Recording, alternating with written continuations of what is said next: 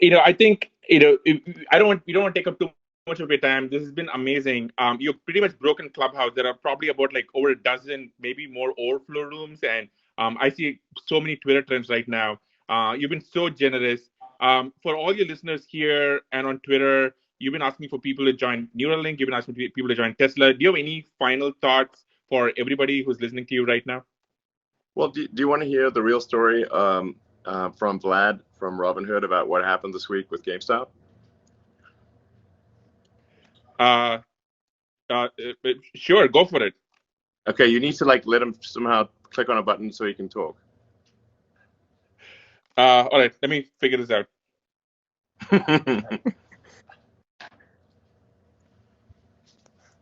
While we're figuring it out, Elon, why don't you talk to us about Hitchhiker's Guide to the Galaxy, since you mentioned that right at the beginning? Yeah, Hitchhiker's Guide to the Galaxy by Douglas Adams is in fact a book of philosophy disguised as a silly humor book. And if you read it from the standpoint of, wow, this is an interesting book of philosophy, it's quite insightful. As mentioned, he really hits on the point of the answer is easy once you can properly formulate the question. I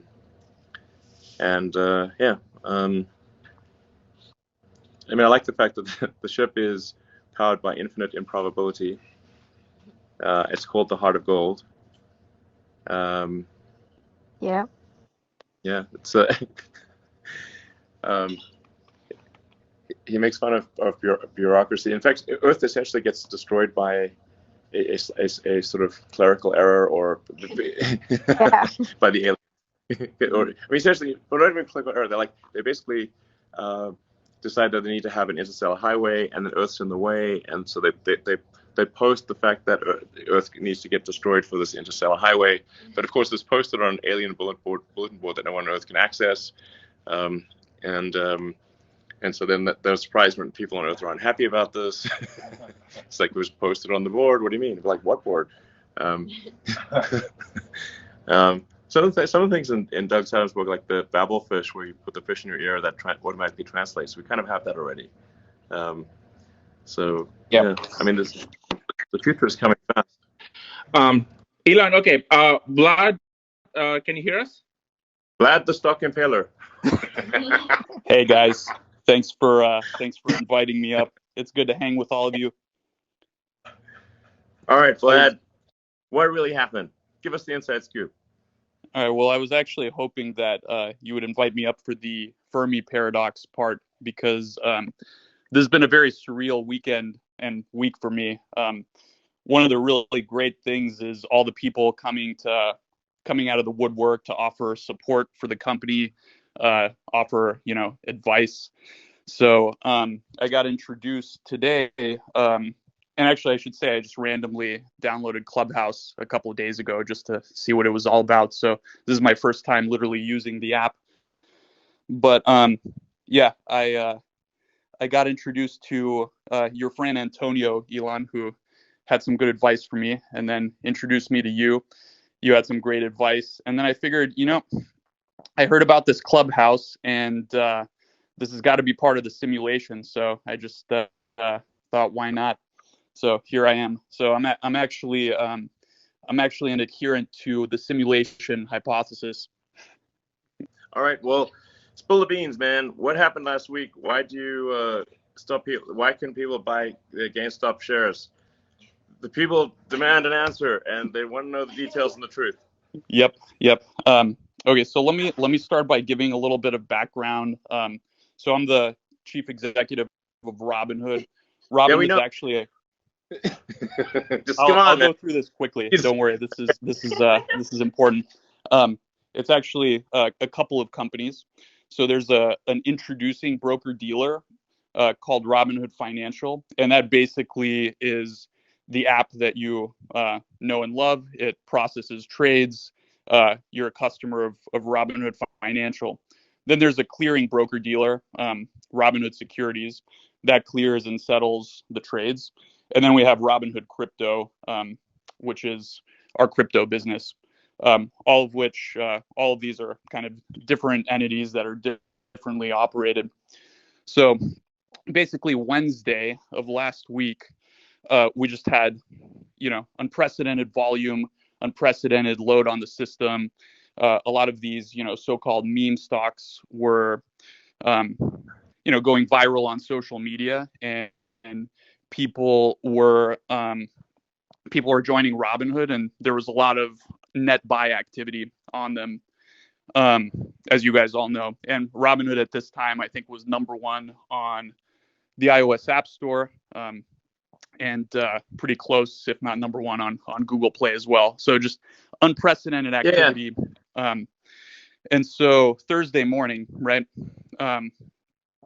So I'm sleeping, but at 3:30 a.m. Pacific, our operations team receives a file from the NSCC, which is the National Securities Clearing Corporation. So basically, as a broker, as a clearing broker, and this is where Robinhood Securities comes in, we have to put up money to the NSCC based on some factors, including things like the volatility of the trading activity, concentration into certain securities, and this is the equities business, so it's based on stock trading and not options trading or anything else.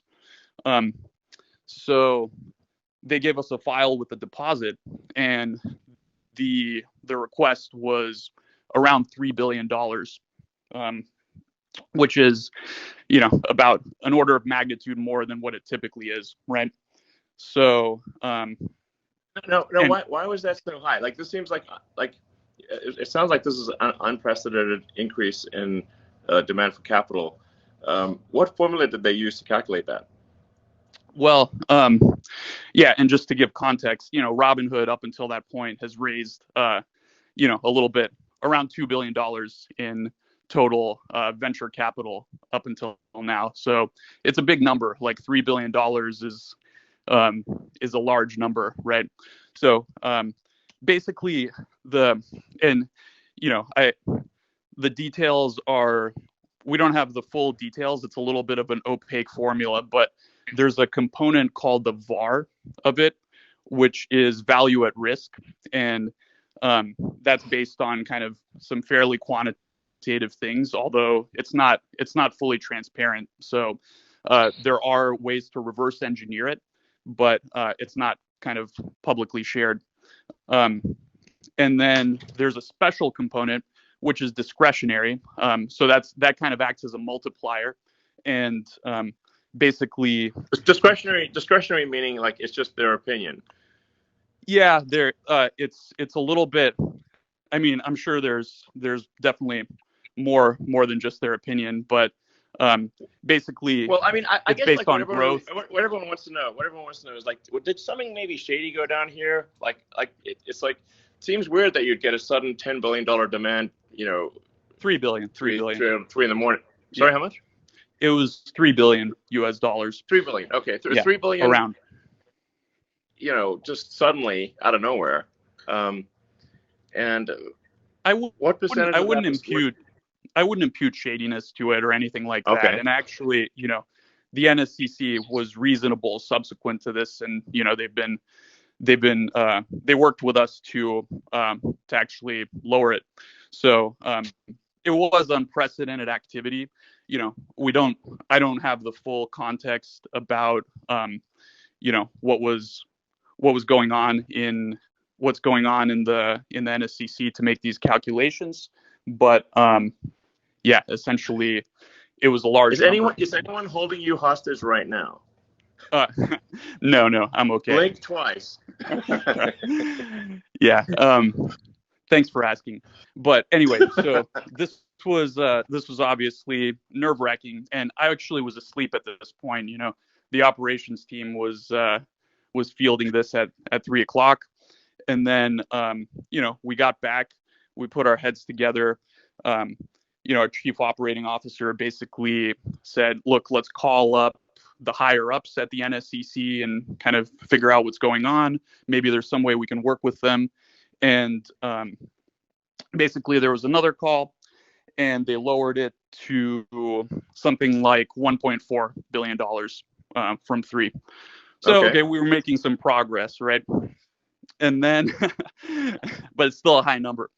And then we basically proposed, well, let's explain how we plan to, let's explain how, we'll manage risk in these symbols throughout the day. We proposed marking these volatile stocks that were kind of driving the activity, position closing only. And then at about an hour before market open, so 5:30 or 5 in the morning, they came back and they said, okay, the charge is, or the deposit, 700 million, which we then deposited and paid promptly, and then everything was fine.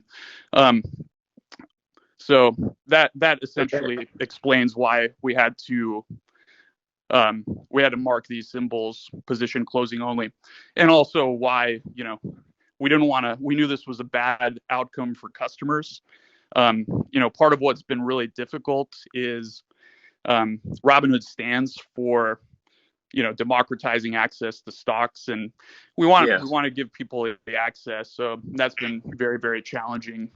But we had no choice in this case. We had to conform to our regulatory capital requirements, and so the team did what they could to make sure we were available for customers. Who controls this organization, this clearinghouse?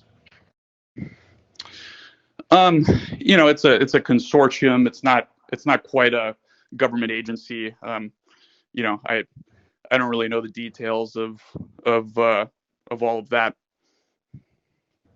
But okay.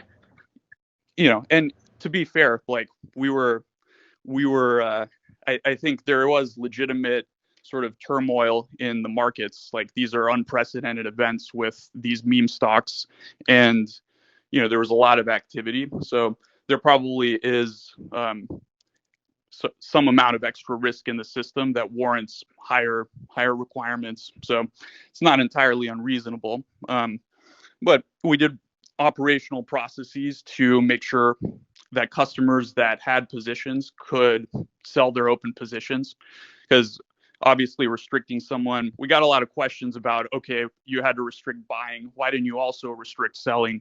And the fact of the matter is, people get really pissed off if they're holding stock and they want to sell it and they can't, right? So I think that's categorically worse. So and lots of other brokers, I think, were in the same situation. Robinhood was in the news, but you sort of heard this industry wide, right? Other brokers basically restricted the same exact activity. All right, so it sounds like this organization, calls you up and they basically have a gun to your head: either hand over this money or else. And so, because basically what people are wondering is, like, did you sell your clients down the river, or do you have no choice? And if you had no choice, that's understandable. But then, we got to find out why you had no choice, and who are these people that are saying you have no choice? Yeah, I think that's fair. We have to comply with these requirements. Financial institutions have requirements. The formula behind these requirements, I think it would obviously be ideal if there was a little bit more transparency so we could plan better around that. But to be fair, we were able to open and serve our customers, and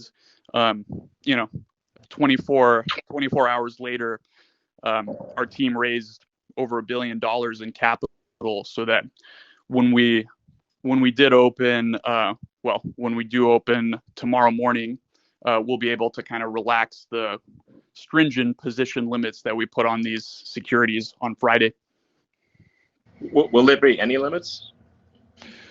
Well, I think there's always going to be some theoretical limit. Like, we don't have infinite capital, right? And on Friday there were limits. So there's always going to have to be some limit. I think the question is, will the limits be high enough to the point where, they won't impact, 99.9%+ of customers. So, if someone were to deposit $100 billion and decide to trade in one stock like that, that wouldn't be possible, All right.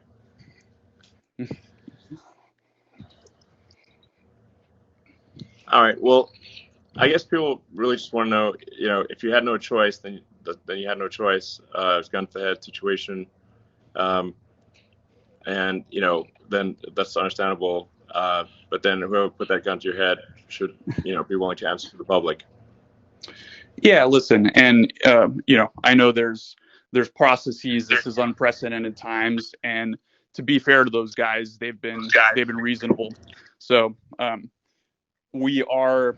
I think the one thing that is maybe not clear to people is Robin is a participant in the financial system, so we have to work with all of these counterparties. So we do get a lot of questions about, why do you work with market makers? Why do you work with clearing houses?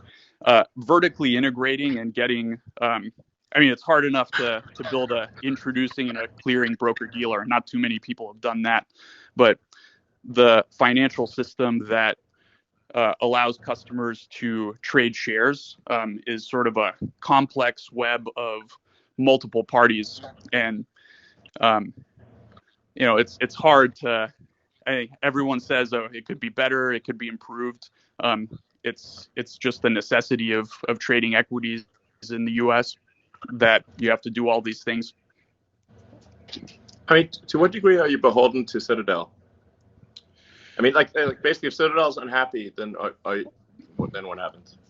Yeah, so that there was a rumor that Citadel or other market makers kind of pressured us into doing this, and that's just false, right? Market makers execute our trades. They execute trades of every broker dealer. This was a clearinghouse. This was a clearinghouse decision, and it was just based on the capital requirements. So, from our perspective, Citadel and other market makers weren't involved in that. But wouldn't they have a strong say in who got put in charge of that organization, since it's an industry consortium, not a government consortium, or not a government regulatory agency? I don't have any reason to believe that. I think that's just like, then you're getting into kind of the conspiracy theories a little bit. So I just have no reason to believe that that's the case, Okay. All right. Well, I guess so we'll see what happens with future actions. Hopefully that was insightful or at least a little bit entertaining. Are you not entertained? Yeah. Okay. Well, I don't know what to say. First of all, Vlad, thank you so much for jumping on. I know it's pretty late, and thank you so much. Deeply, I deeply appreciate it, and I'm sure everyone in the audience here and watching elsewhere deeply appreciate it. So thank you so much. We really appreciate this. I'm going to wrap this up. Elon, what can I say? Thank you so much. I hope you had a fun time for your first time on Clubhouse. Did you have fun? Yeah, it's great. This is awesome. I didn't even know it existed a week ago, so it seems cool. Awesome. So would you come back? Yeah.